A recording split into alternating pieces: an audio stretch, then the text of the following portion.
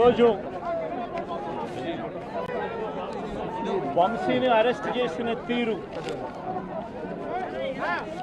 వంశీ మీద పెట్టిన false case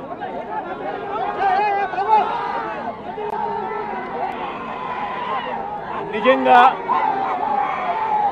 రాష్ట్రంలో దిగజారిపోయిన లా అండ్ ఆర్డర్ను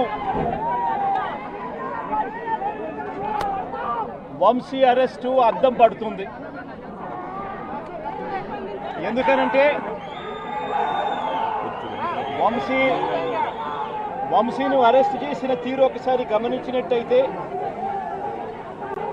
అతి దారుణమైన law and order break down కనిపిస్తుంది. ఒకసారి గమనించినట్టయితే ఈ కేసులో గన్నవరం పార్టీ కార్యాలయంపై దాడి జరిగింది అని చెప్పి ఫిర్యాదు చేసిన సత్యవర్ధన్ అనే ఈ వ్యక్తి, గన్నవరం తెలుగుదేశం పార్టీ ఆఫీసులో కంప్యూటర్ ఆపరేటర్గా పనిచేస్తా ఉన్న సత్యవర్ధన్ అనే ఈ వ్యక్తి,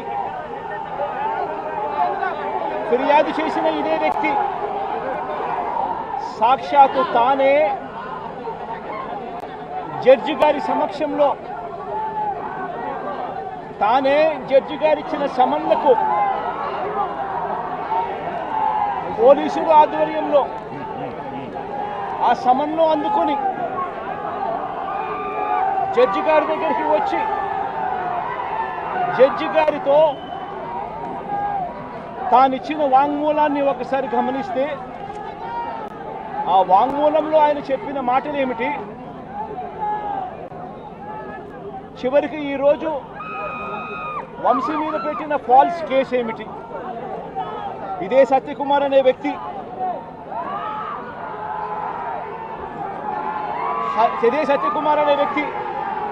జడ్జి గారి సమక్షంలో సత్యవర్ధన్ అనే వ్యక్తి వంశీ ఎలాంటి తప్పు చేయలేదు అని చెప్పినప్పటికీ కూడా వంశీ మీద తప్పుడు కేసులు ఈరోజు బనాయించడం జరిగింది. ఒకసారి ఈ కేసుకు సంబంధించి ఘటనలు ఒకసారి గమనించాల్సిన అవసరం ఉంది. ఫిబ్రవరి 19వ తారీఖున 2023 మంగళగిరిలో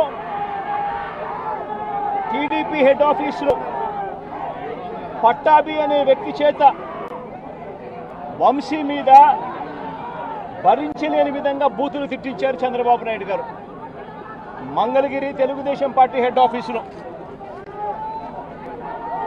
ఫిబ్రవరి 19, 2023 పట్టాభి అనే వ్యక్తి రెచ్చగొడుతూ వంశీని తిడుతూ ఫిబ్రవరి 19వ తారీఖున తాను మాట్లాడిన మాటలు, ఫిబ్రవరి 19, 23 వాడో పిల్ల సైకో, నేనే గన్నవరం వెళ్తా, ఎవడేం పీకుతాడో చూస్తా, ఆ వంశీ సంగతి తేలుస్తా, నియోజకవర్గంలో నుంచి బయటికి విసిరేస్తా అంటూ గన్నవరం ఎమ్మెల్యే వల్లభనేని వంశీని రెచ్చగొట్టింది సాక్షాత్తు ఫిబ్రవరి 19వ తారీఖున ఇదే పట్టాభి అనే వ్యక్తి. అంతటితో ఆగకుండా ఫిబ్రవరి 20వ తారీఖున అంటే మరుసటి రోజు చంద్రబాబు గారు పట్టాభిని నేరుగా గన్నవరంకే పంపారు. గన్నవరంకే పంపి గన్నవరంలో ఆయన అక్కడికి వెళ్ళి గన్నవరంలో మళ్ళీ ప్రెస్ మీట్ పెట్టి మళ్ళీ వంశీని మళ్ళీ తిట్టి అదే గన్నవరంలో చుట్టుపక్కల ప్రాంతాల నుంచి తాను పోగేసిన మనుషులను తాను వెంట పెట్టుకుని ప్రెస్ మీట్లో మరొకసారి వంశీని తిట్టి ఒక ప్రొసెషన్గా వైఎస్ఆర్సీపీ ఆఫీసును అటాక్ చేయడం కోసం ఫిబ్రవరి 20వ తారీఖున ఇదే పట్టాభి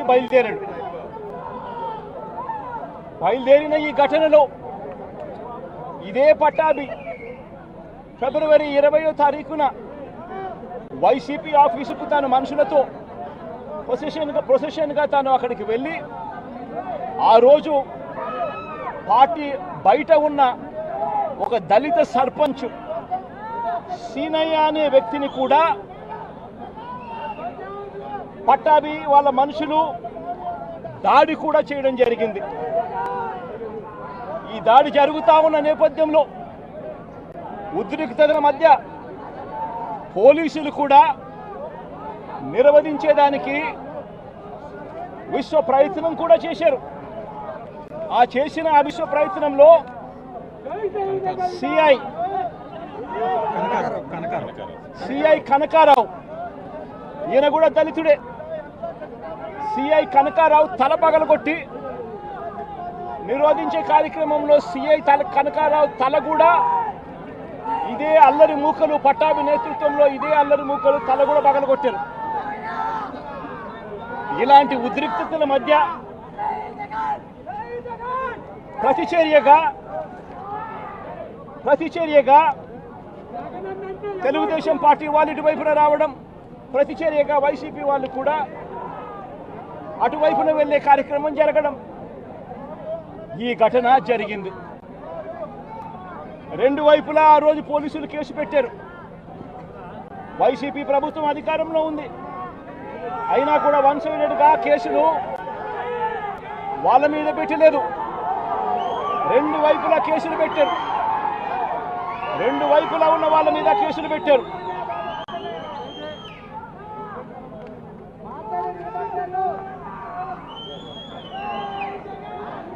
తర్వాత గన్నవరం ఘటనకు సంబంధించి అప్పటి పోలీసులు సుమోటోగా టీడీపీ పార్టీ మీద, వైసీపీ పార్టీకి సంబంధించిన వాళ్ళ మీద, ఇద్దరి మీద కేసులు పెట్టారు. ఇదే సమయంలో టీడీపీ వాళ్ళు 3 కంప్లైంట్స్ కూడా ఇచ్చారు, అవి కూడా తీసుకోవడం జరిగింది. కానీ ఈ ఘటనలన్నీ కూడా టీడీపీ ఇచ్చిన కంప్లైంట్స్లో కానీ, ఆ రోజు ఇచ్చిన కంప్లైంట్స్లో కానీ, పోలీసులు పెట్టిన కేసుల్లో కానీ ఎక్కడా కూడా వంశీ పేరు లేదు.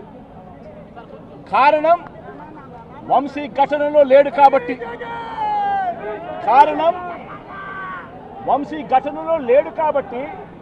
ఘటనా స్థలంలో తాను లేడు కాబట్టి వంశీ పేరు ఎక్కడ ఎవరు కూడా చెప్పలేదు. తెలుగుదేశం పార్టీ ఇచ్చిన కంప్లైంట్స్లో కానీ, పోలీసులు పెట్టిన కేసుల్లో కానీ ఫిబ్రవరి 22వ తారీఖున, అంటే ఫిబ్రవరి 20వ తారీఖున ఇది జరిగింది. ఇది జరిగిన 2 రోజుల తర్వాత గన్నవరం టీడీపీ ఆఫీస్ ఆపరేటర్గా, డేటా ఎంట్రీ ఆపరేటర్గా పనిచేస్తా ఉన్న సత్యవర్ధన్ అనే ఈ దళిత యువకుడిని మంగళగిరిలోని టీడీపీ ఆఫీసుకు చంద్రబాబు నాయుడు గారు మనుషులను పిలిపించుకొని ఈ సత్యవర్ధన్ అనే వ్యక్తి ద్వారా మరో కంప్లైంట్ కూడా ఇప్పించారు. తెల్లటి కాగితం మీద ఆయనతో సంతకం తీసుకొని మరో కంప్లైంట్ కూడా ఇప్పించారు. దాని ఆధారంగా ఎస్టీ ఎస్టీ కేసు కూడా పెట్టారు. కానీ ఆ ఇచ్చిన ఆ కేసులో కూడా, ఆ సత్యవర్ధన్ ఇచ్చిన ఆ కేసులో కూడా అప్పటికి కూడా వంశీ పేరు ఎక్కడా కూడా లేదు. కారణం వంశీ అక్కడ లేడు కాబట్టి, ఘటనా స్థలంలో లేడు కాబట్టి. ఫిబ్రవరి 23వ తారీఖున సత్యవర్ధన్ నుంచి పోలీసులు ఫిబ్రవరి 23, 2023 పోలీసులు ఇదే సత్యవర్ధన్ దగ్గర నుంచి 161 స్టేట్మెంట్ కూడా తీసుకున్నారు. ఆ స్టేట్మెంట్లో సత్యవర్ధన్ ఇచ్చిన స్టేట్మెంట్లో కూడా ఎక్కడా కూడా వంశీ పేరు ఎక్కడా లేదు. సత్యవర్ధన్ అనే వ్యక్తి ఆ 161 స్టేట్మెంట్లో, పోలీసులకు ఇచ్చిన 161 స్టేట్మెంట్లో తనని ఎవరూ తిట్టలేదని కూడా చెప్పాడు. తాను ఘటన జరిగినప్పుడు తాను అక్కడి నుంచి వెళ్ళిపోయానని కూడా చెప్పాడు. తర్వాత టీడీపీ ప్రభుత్వం రాగానే వంశీని టార్గెట్ చేయడం మొదలుపెట్టారు. జూలై 10, 2024న ఈ కేసును మళ్ళీ రీఓపెన్ చేశారు. రీఓపెన్ చేసి ఆశ్చర్యం కలిగించే విషయం ఏమి తెలుసా? ఇదే సత్యవర్ధన్ అనే వ్యక్తిని తెలుగుదేశం పార్టీ ప్రభుత్వం అధికారంలోకి వచ్చిన తర్వాత మళ్ళీ ఇదే సత్యవర్ధన్ అనే వ్యక్తి దగ్గర నుంచి మళ్ళీ 161 స్టేట్మెంట్ మళ్ళీ తీసుకున్నారు. రెండోసారి కేసు రీఓపెన్ చేసి తెలుగుదేశం పార్టీ అధికారంలోకి వచ్చిన తర్వాత ఆ రెండోసారి ఇచ్చిన 161 స్టేట్మెంట్లో కూడా సత్యవర్ధన్ ఇవే మాటలే మాట్లాడాడు. నన్ను ఎవరు తిట్టలేదని, వంశీ అక్కడ లేడు అని, దాని ఘటనా స్థలం జరిగినప్పుడే తను అక్కడి నుంచి వెళ్ళిపోయాడు, అదే మాటలే మాట్లాడాడు. పోలీసులు చంద్రబాబు నాయుడు గారి ప్రభుత్వంలో తీసుకున్న 161 స్టేట్మెంట్లో కూడా తర్వాత అయినా చంద్రబాబు నాయుడు గారు వంశీ మీద పెట్టుకున్న ఆక్రోశము, వంశీ మీద పెట్టుకున్న కోపము చంద్రబాబు నాయుడు గారిది ఏ స్థాయిలో ఉందంటే ఎలాగైనా కానీ వంశీని ఇరికించాలి అనే ఆలోచనతో వంశీ ఘటనా స్థలంలో లేకపోయినా కూడా వంశీని 71వ నిందితుడిగా చేర్చారు. 71వ నిందితుడిగా వంశీ పేరును చేర్చారు. అయితే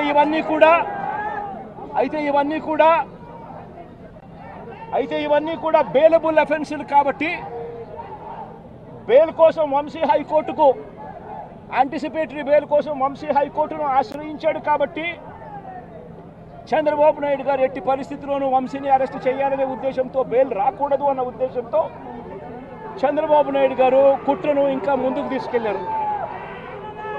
గన్నవరం పార్టీ ఆఫీసును తగలబెట్టే ప్రయత్నం చేశాడు అని చెప్పి మరో ఫాల్స్ కేసు ఒకటి బుక్ చేయడం మొదలుపెట్టాడు.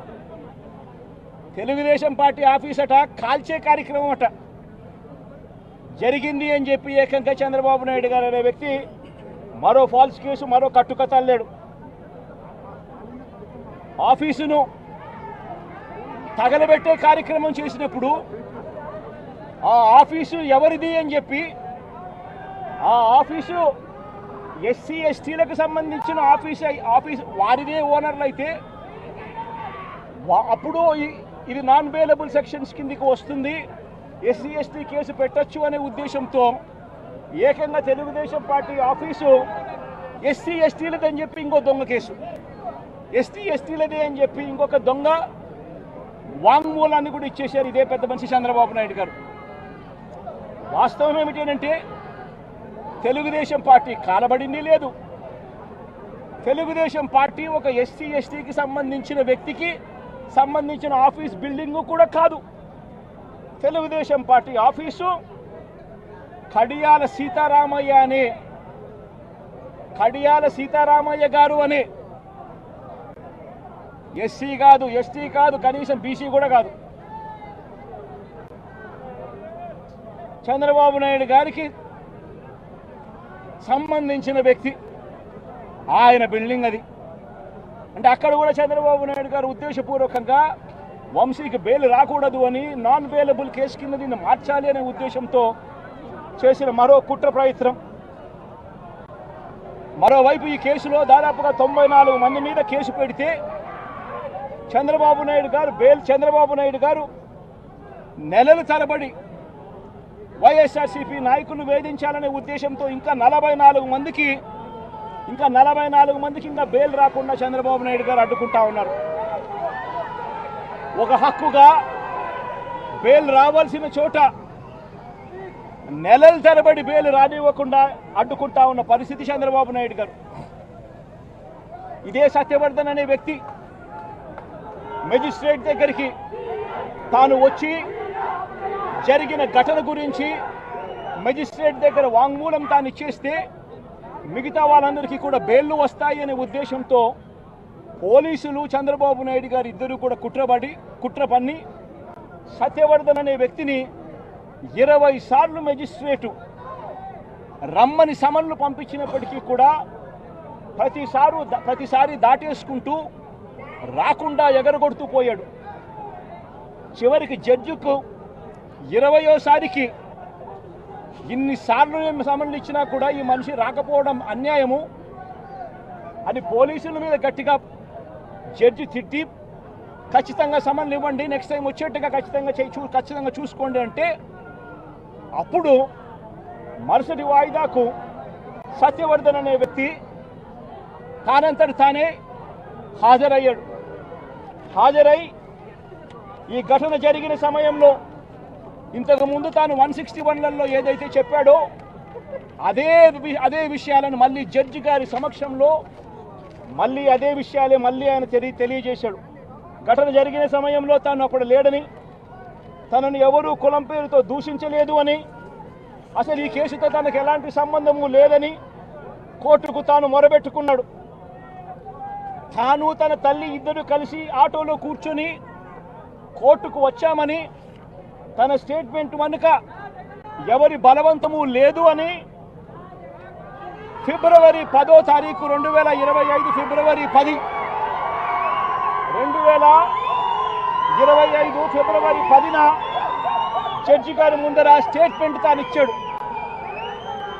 ఫిబ్రవరి 10, 2025 జడ్జి గారి సమక్షంలో తాను ఈ విధంగా స్టేట్మెంట్ ఇచ్చేసరికి చంద్రబాబు నాయుడు గారికి, లోకేష్కు వీరిద్దరికీ కూడా మనశ్శాంతి కరువైపోయింది. వంశీని అరెస్ట్ చేయలేకపోతా ఉన్నాము అనే దుర్బుద్ధి వీళ్ళల్లో ఎక్కువ కాలం మొదలుపెట్టింది. వీళ్ళంతా కలిసి పోలీసులతో మళ్ళీ కుట్రబన్నారు. కుట్రబన్ని వీళ్ళు మరుసటి రోజు అంటే ఫిబ్రవరి 11వ తారీఖున వీళ్ళు విజయవాడ పటమట పోలీస్ స్టేషన్లో సత్యవర్ధన్ మీద వీళ్ళు ఒక ఎఫ్ఐఆర్ రిజిస్టర్ చేశారు. ఫిబ్రవరి 11వ తారీఖున సత్యవర్ధన్, వంశీ ఇద్దరి మీద వీళ్ళు ఎఫ్ఐఆర్ రిజిస్టర్ చేశారు. కోర్టును తప్పుదోవ పట్టించారు అని వంశీని, సత్యవర్ధన్ మీద వీళ్ళు తప్పుడు కేసు బనాయించారు. కోర్టును తప్పుదోవ పట్టించారు, తప్పుడు సాక్ష్యం తాను ఇచ్చాడు అని చెప్పి వీళ్ళు ఎఫ్ఐఆర్ రిజిస్టర్ చేసి ఆ ఎఫ్ఐఆర్ రిజిస్టర్ చేసిన కాపీని తీసుకొని పోయి సత్యవర్ధన్ అమ్మను, సత్యవర్ధన్ నాన్నను, సత్యవర్ధన్ అన్నను అందరినీ కూడా బెదిరించి ఫిబ్రవరి 12వ తారీఖున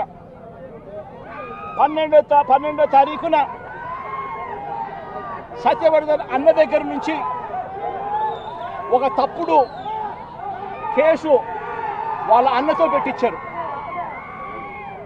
ఏమని పెట్టించారు? ఈ వ్యక్తి సత్యవర్ధన్ అనే వ్యక్తిని కిడ్నాప్ చేసుకొని పోయారట. అది ఎవడో చూశాడట.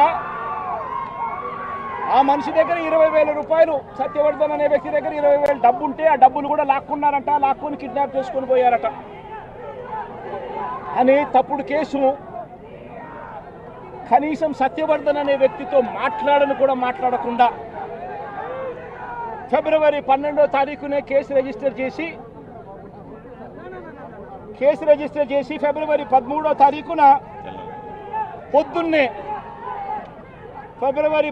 తారీఖున పొద్దున్నే వంశీని అరెస్ట్ చేశారు. సత్యవర్ధన్ దగ్గర నుంచి స్టేట్మెంట్లు తీసుకునింది 13వ తేదీ సాయంత్రం, 13వ తేదీ రాత్రి, 13వ తేదీ సాయంత్రం. అంటే ఆయనకు ముందు స్టేట్మెంట్ కూడా తీసుకోకుండా వంశీని అరెస్ట్ చేయడం, ఆ వర్షన్ను మళ్ళా సత్యవర్ధన్ అనే వ్యక్తితో 13వ తారీఖు సాయంత్రం మళ్ళీ వంశీ ఇలా చేశాడని చెప్పించడం. అతి దారుణంగా లా అండ్ ఆర్డర్ను ఏ స్థాయిలో ఉంది అని చెప్పడానికి ఇది ఒక పెద్ద నిదర్శనం. నిజంగా నేను చెప్తా ఉన్నా, ఒక మనిషి ఏదైనా తప్పు చేస్తే, తప్పు చేసిన ఆ వ్యక్తిని శిక్షిస్తే పోలీసులకు ఎవరికైనా గౌరవం ఉంటుంది. కానీ ఇవాళ జరుగుతూ ఉన్నది రాష్ట్రంలో ఏం జరుగుతూ ఉంది?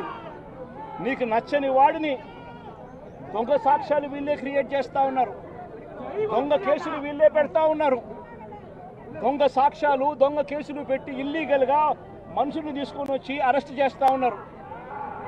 అరెస్టులు చేసి నెలలు జైళ్ళల్లో పెట్టే కార్యక్రమాలు జరుగుతూ ఉంది. నిజంగా డెమోక్రసీ అన్నది ఏ స్థాయిలోకి దిగజారిపోయిందో చెప్పడానికి అందుకే వంశీ కేసు ఒక ఉదాహరణ అని చెప్తా ఉన్నా. ప్రజాస్వామ్యం నిజంగా ఏ స్థాయికి దిగజారిపోయింది అని అంటే, నిన్న కూడా చూసాం పిడుగురాళ్లలో మున్సిపాలిటీకి సంబంధించి అక్కడ జరిగిన మున్సిపల్ వైస్ చైర్మన్ ఎన్నుకునే ఎన్నిక పిడుగురాళ్లలో 33 మంది ఉంటే కార్పొరేటర్లు 33 మంది వైసీపీనే గెలిచింది. మరి తెలుగుదేశం పార్టీ కార్పొరేటర్ కనీసం ఒక్కడు కూడా లేకపోతే తెలుగుదేశం పార్టీ ఏకంగా పిడుగురాళ్ళ వైస్ ప్రెసిడెన్సీ సీటు ఒక్క సభ్యుడు కూడా లేని ఆ సీటును వీళ్ళు సిగ్గు లేకుండా మేమే గెలుచుకున్నాము అని చెప్పుకుంటా ఉన్నారు అని అంటే, నిజంగా పోలీసులు అనే వాళ్ళు చంద్రబాబు నాయుడు గారి హయాంలో ఏ స్థాయికి దిగజారిపోయి ప్రజాస్వామ్యాన్ని కూలీ చేస్తూ ఉన్నారని చెప్పడానికి నిదర్శనం. తిరుపతిలో 49 సీట్లకు 48 సీట్లు వైసీపీ గెలిచింది. తెలుగుదేశం పార్టీ గెలిచింది కేవలం ఒకే ఒక్క స్థానం. అటువంటి చోట డిప్యూటీ మేయర్ పోస్టు పోలీసుల ఆధ్వర్యంలో తెలుగుదేశం పార్టీ వాళ్ళు కార్పొరేటర్లను కిడ్నాప్ చేసుకొని, బస్సులో నుంచి కిడ్నాప్ చేసుకొని పోయి డిప్యూటీ మేయర్లను మేమే గెలుచుకున్నామని చెప్పి వాళ్ళు ప్రకటించుకుంటా ఉంటే, పోలీసులు ఏ స్థాయికి దిగజారిపోయినారు తెలుగుదేశం హయాంలో అని చెప్పడానికి ఇంకో నిదర్శనం. తుని నియోజకవర్గంలో 30 కార్పొరేటర్ల స్థానాలు 30కి 30 వైసీపీ గెలిచింది. తెలుగుదేశం పార్టీకి కనీసం ఒక్క అభ్యర్థి కూడా లేడు. మళ్ళీ అలాంటి చోట ఎన్నికలు జరిగితే, అలాంటి చోట వైస్ ప్రెసిడెన్సీని వయసుని ఎన్నుకునే ఎన్నిక, వైస్ చైర్మన్ ఎన్నుకునే ఎన్నిక జరిగితే వైసీపీకి ఎలాగో వైసీపీ వాళ్ళను దౌర్జన్యం చేసి తీసుకునే పరిస్థితి లేకపోయేసరికి తెలుగుదేశం పార్టీ వాళ్ళు ఎన్నికనే పోస్ట్ పోన్ చేశారు. అంటే వీళ్ళకి అనుకూలమైన వాతావరణం వచ్చేదాకా ఎన్నికలు జరపరు. కోర్టు పర్యవేక్షణలో ఉన్న కేసులకు సంబంధించిన పరిస్థితులు ఇవి. పాలకొండలో కూడా అంతే. వైసీపీకి అందులో 17 ఉంటే తెలుగుదేశం పార్టీకి కేవలం 3. మళ్ళీ అక్కడ వైస్ ప్రెసిడెన్సీ అన్నది వైసీపీకి రావాలన్నా తెలుగుదేశం పార్టీకి రావాలన్నా, కానీ వీళ్ళకి అనుకూలత వచ్చేదాకా పోస్ట్పోన్మెంట్లు. ఇలా ప్రతి సందర్భంలోనూ కూడా డెమోక్రసీని కూనీ చేస్తూ ఉన్నారు. పోలీసులను వీళ్ళు ఇష్టానుసారంగా వాడుకుంటా ఉన్నారు. నేను ఇవాళ ఒకటే చెప్తా ఉన్నా, ప్రతి పోలీసు వ్యక్తికి కూడా చెప్తా ఉన్నా, మీ టోపీ మీద ఉన్న 3 సింహాలకు కనిపించే ఆ సింహాలకు సెల్యూట్ కొట్టడం మొదలుపెట్టండి.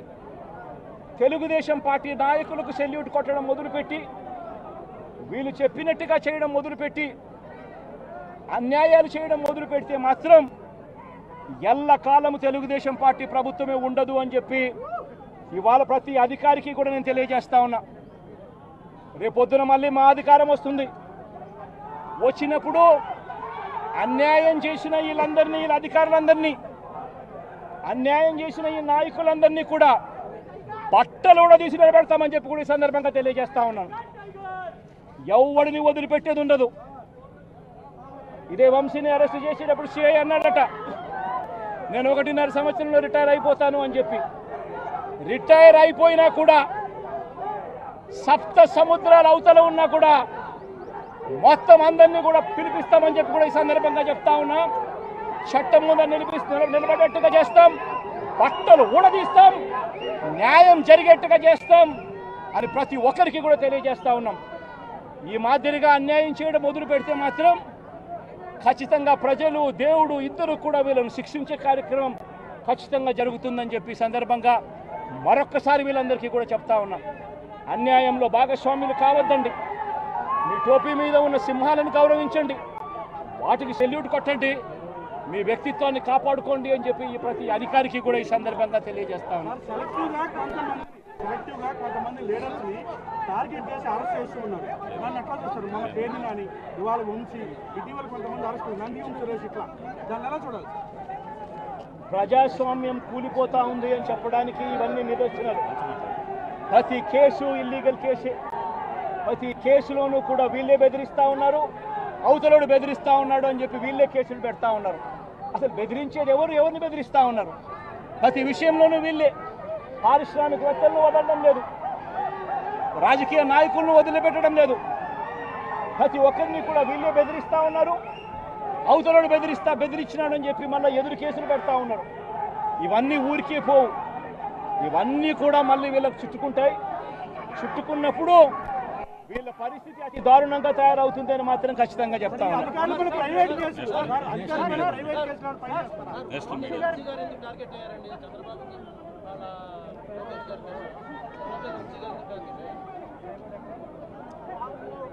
వంశీని ఎందుకు టార్గెట్ చేస్తా ఉన్నారు అనేది చంద్రబాబు నాయుడు గారికి వంశీని చూస్తే తన సామాజిక వర్గం నుంచి ఒక వ్యక్తి ఎదుగుతున్నాడు, చంద్రబాబు నాయుడు గారి కన్నా గ్లామరస్గా ఉన్నాడు, లోకేష్ గారి కన్నా గ్లామరస్గా ఉన్నాడు, ఒక మనిషి ఎదుగుతున్నాడు అని అంటే తట్టుకోలేడు తన సామాజిక వర్గంలోనే. అందుకనే కొడాలని నేను చూసినా ఆ మనిషికి జీర్ణించుకోలేని ఆక్రోశము, వంశీని చూసినా కూడా జీర్ణించుకోలేని ఆక్రోశము. ఎందుకంటే చంద్రబాబు నాయుడు గారి కన్నా చక్కగా ఉంటారు కాబట్టి వీళ్ళిద్దరు. అవినాష్ కూడా పాపం ఎప్పుడో ఒకసారి టార్గెట్ అవుతాడు, ఎందుకంటే లోకేష్ కన్నా చక్కగా ఉన్నాడు కాబట్టి. ఇది చంద్రబాబు నాయుడు గారి మనస్తత్వం. ఆయన కొడుకు ఆ సామాజిక వర్గంలో వాళ్ళు మాత్రమే లీడర్లు. వాళ్ళకి ఎవరైనా పొరపాటున వాళ్ళకు అనుకూలంగా లేకపోతే సామాజిక వర్గం నుంచి వాళ్ళని వెలేయడము. ఇది చంద్రబాబు నాయుడు గారు, రామోజీరావు, ఆంధ్రజ్యోతి రాధాకృష్ణ, TV5 వీళ్ళు ముగ్గురు. నిజంగా ఇది ఒక మాఫియా రాజ్యం. చంద్రబాబు నాయుడు అనే వ్యక్తిని ముఖ్యమంత్రిగా చేయడం కోసం, చంద్రబాబు నాయుడు అనే వ్యక్తికి ఓట్లు వేయించడం కోసం ఒక మాఫియా సామ్రాజ్యం వీళ్ళంతా. ఆ మాఫియా సామ్రాజ్యంలో ఎవరైనా చంద్రబాబు నాయుడు గారికి వ్యతిరేకంగా వాళ్ళ సామాజిక వర్గంలో ఈ అవినాష్ కానీ, నాని కానీ, వంశీ కానీ ఇలాంటి వాళ్ళు ఎవరైనా నిలబడితే, పాప మా శంకర్రావు కానీ, మా బ్రహ్మనాయుడు కానీ ఇటువంటి వాళ్ళు ఎవరైనా నిలబడితే అంతే, వాళ్ళ సామాజిక వర్గంలో తప్పు పుట్టారు, వాళ్ళ అన్యాయస్తులు అని వాళ్ళ మీద తప్పుడు కేసులు పెట్టడం, వాళ్ళ మీద ఇల్లీగల్ అరెస్టులు చేయించడం, వాళ్ళ మీద బురద జల్లడం, వాళ్ళని ట్రోల్ చేయించడము, ఇవన్నీ కూడా చంద్రబాబు నాయుడు గారి నైజం, లోకేష్ గారి నైజం చూపిస్తుంది ఇవన్నీ కూడా.